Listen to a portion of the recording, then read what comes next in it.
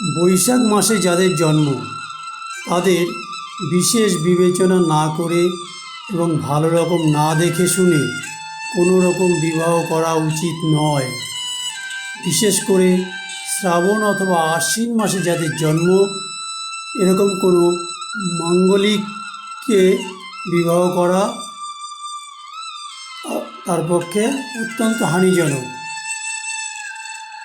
আপনার উচিত বিবাহ করা এরকম কোনো মহিলাকে যার জন্ম মাস ভাদ্র, কার্তিক অথবা পৌষ এবং যার জন্ম মাস আপনার রাশির বিরুদ্ধে নয়।